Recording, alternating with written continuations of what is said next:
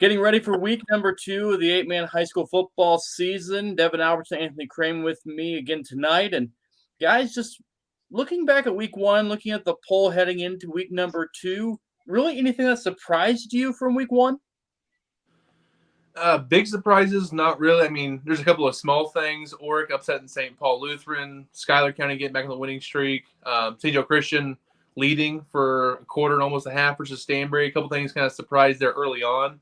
Liberal and Drexel was close for a long time there, but a lot of the final results were pretty much expected from across the state, at least in my mind. How about you, Anthony? I was really surprised, as we talked about in the fastest minute, at the Stewartsville and Nottoway Valley game.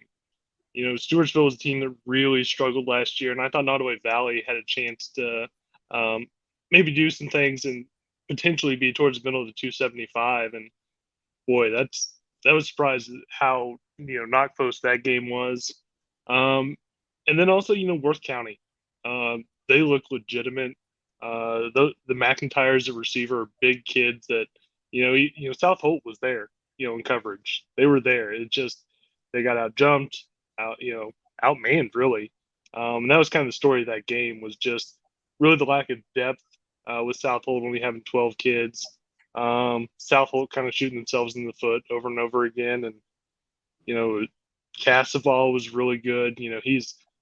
We talked about this offseason, my concern with him being able to carry the load, but he's gotten a little more stout, and he looked really good. Yeah, I think one more thing we want to mention here is King City playing with North Andrew for leading at halftime and going a full game with them, only losing by 2 touchdowns. Though King City's offense wasn't good there. That might just because North Andrew's defense is that good. But that was kind of an interesting game as well to see King City kind of prove and confirm to stay in the top 10 despite losing in week 1. I thought was very interesting there for the Wildcats. Take a look at the poll for week number 2. Drexel still number 1, North Andrew at 2, Archie 3, moving up, Platte Valley 4, Worth County 5, Bishop LeBlanc 6, Stanbury 7, East Atchison 8, Braemar 9, King City 10, and then we had 7 teams receive votes? Oric, Rockwood, Albany, Jasper, North Shelby, Rockport, and Sweet Springs, which kind of tells me we don't really know a whole lot about most of the league at this point either. Yeah, I mean, 8 through 15 to 20 is kind of a cluster of there. It's kind of whatever flavor of ice cream you kind of want there for that 10th spot. I actually put Sweet Springs as my 10th spot. Just I want to give them a little bit of a nod there with their first win. I do like their quarterback there. They showed his highlights there. And I watched him in the team camp over the summer. The kid would look pretty good there, but he looked even better there in real game action. The kid he played fullback for him last year in 11-man level, playing quarterback this year, and he still has that I'm going to run through your face kind of mentality. So I appreciate that. By the Schroeder kid over there at Sweet Springs. But I could have easily put North Shelby, King City, all those teams kind of ranked there in that final spot, and I wouldn't have been lost a sleepover. There's a lot of decent teams in that little area. Anthony, were you the one that put North Andrew at number 1? I don't know if we're supposed to release that information. I think, but yeah, like I talked about last week, I still think they're probably top to bottom the most talented team in the state. Archie's really making a pretty good argument. But, in the next, or at least first half of the season, we'll kind of find out, with at least them both having to play LeBlanc, and maybe we can kind of go off that a little bit and see how those games go. And, talking to Devin, it wasn't the prettiest performance offensively for them against King City. Part of that was just King City's really, really good defensively. Mm-hmm. And, rewatching that game, it popped. Like that front 7 is front 6, large, fast. And so, we were talking about that, and, we kind of looked back last year too, where, North Andrew really struggled with King City in that opener as well. My poll stayed basically the same. I dropped King City, not because they really deserved it, but just, Albany with the way they had played this past week, and having Kemper Klein, and that's a good team, and people are really high on them, so I bumped them up to 10.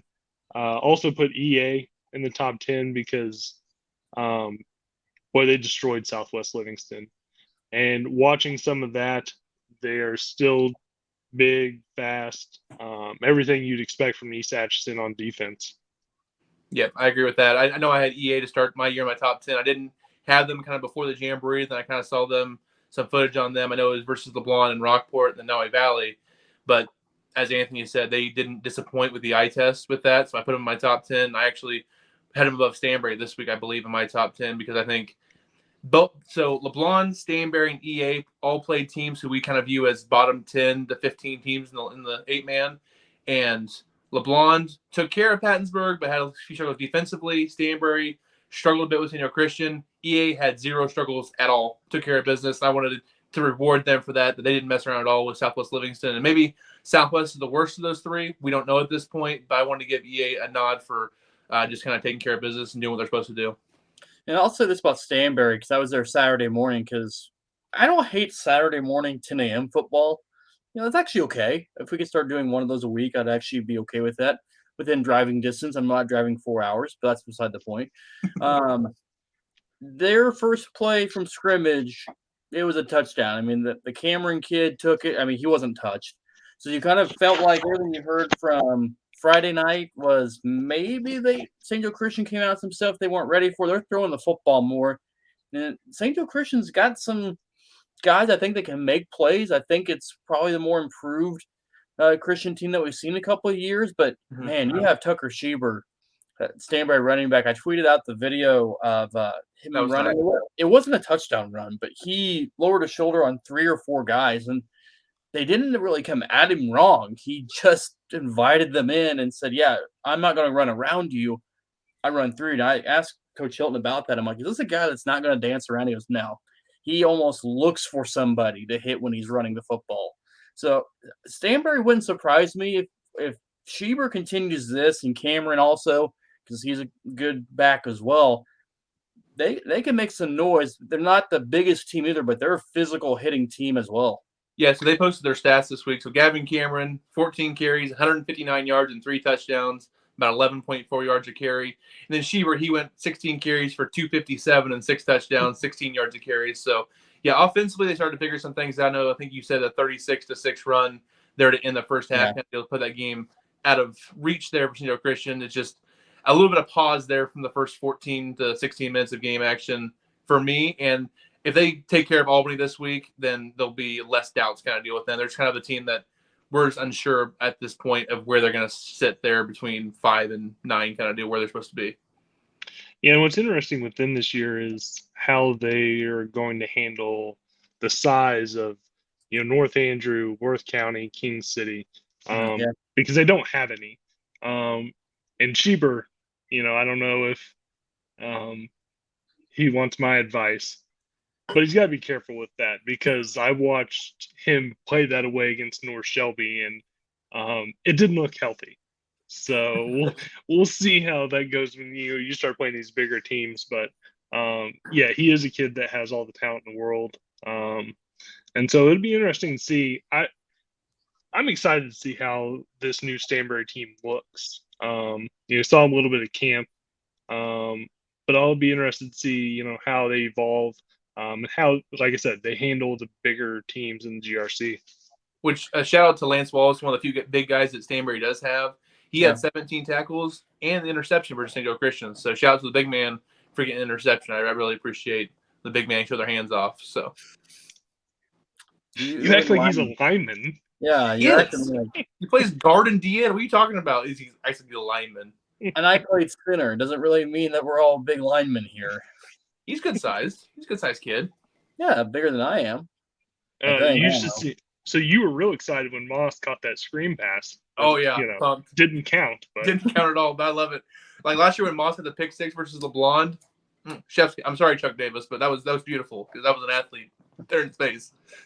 There's an athlete. All right, we've already talked about Stanberry a little bit and Albany, and we did talk about them with the fastest minute.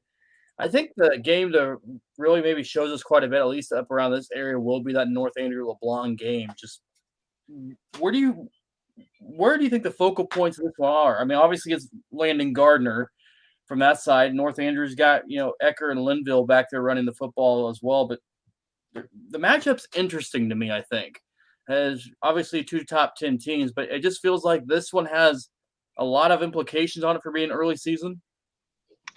sounds cliche, but it's going to be, battle in the trenches. It was Because cliche. I don't know how LeBlanc wins that battle.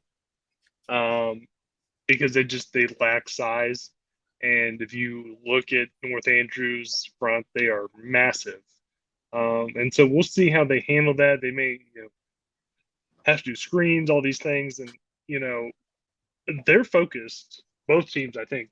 When I say this, they've been looking forward to this game for a few months. Yeah. LeBlanc, they mentioned they were excited for it, and this goes back to like basketball.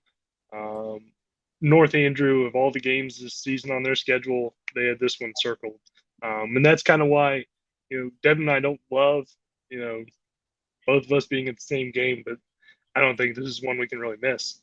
Yeah, absolutely. I think it's gonna be a really good game here.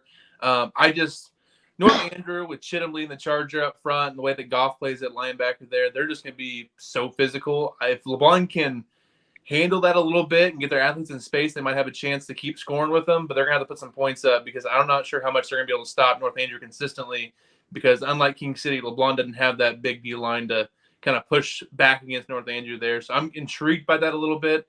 We did see North Andrew struggle passing the ball there in week 1, so maybe LeBlanc does try to load the box up and see if Linville can hit Gunnar Lawrence or someone else behind the defense a couple times and keep them honest there. But I'm very intrigued to see how those two teams kind of match up with that. I think North Andrew is a decent favorite in this one just because of the size up front and they have the speed behind it kind of deal, but it should be interesting there. The skill guys behind it, I should say, with that. So go ahead, Anthony.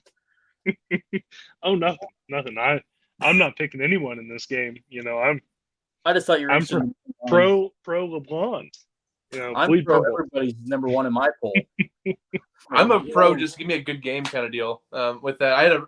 The game I had last week with Archie Lockwood, it was entertaining for about a quarter or so. Then Archie really wore down Lockwood and didn't stop scoring, and Lockwood turned the ball over and things tailspun real quick. That's one thing with 8-man football, even more than 11-man football in small high schools. A turnover or two can really turn a 14-8 game into 40-8 real quick just because of the short fields and the explosiveness there with it. So LeBlanc's got to keep care of the ball. They can't turn it over versus North Andrew. It's going to be a kind of disaster. You saw North Andrew turn over versus King City and kept King City in the game a little bit there as well. So we'll see what happens. I'll get you guys out of here on this. I guess, what are you guys looking forward to? What's the overall thoughts on week number 2? Just look at the whole schedule. We'll see. Games that I'm interested in, of course, Thursday night, I'm doing Lockwood Drexel. I think Anthony's going to be down there as well. So we're going to both be the same place, back-to-back nights. So that's going to be in Drexel, Lockwood. Right? It's down in Drexel. So I'm not going to Lockwood again. Twice. So with that, that should be interesting there with Lockwood Drexel to kind of see it's where Drexel matches up with what. It's just a long drive down there. That's all I was saying. It's a long drive down to Lockwood. Yeah, it's.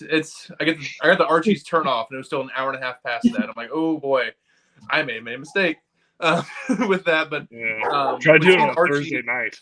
Yeah, we've seen Archie Lockwood last week. I'm sure interested to see what Lockwood Drexel looks like, just to get a nice little gauge point for where Drexel and Archie are down south with that one. And then, of course, a couple games I'm looking at for Friday night. St. Paul Lutheran, will they bounce back? They got to play Bramer. That'll be an interesting matchup for Bramer early in the season. And then Rockport Platte Valley will be an interesting one with both teams at full strength this year, playing each other. Last 2 years, both teams had COVID issues, so got to see some lopsided games where maybe the team that wasn't better won each one of those because of COVID playing against JV rosters. So they're both at full strength, and that should be interesting to see how that goes. Yeah. I agree with most of those. I think another interesting one is Bramer, St. Paul Lutheran. Not what we expected from St. Paul last week. Kind of had high expectations for them coming into the year. And to lose like that to Oric was rather surprising. And, to have a guy like Maggard on defense and to give up 400 yards rushing to a guy it's surprising. So we'll see if they can bounce back. It's a different offense they're facing this year. I don't think they're going to be doing a whole lot of running. And I think with Bramer, also a good opportunity to face a good team, a good early test. And if they blow them out too, well, boy, I don't know anyone down there who's going to be able to stop them. Should be an exciting week of football, 8-man football again, week number 2. Devin, Anthony, thank you as always.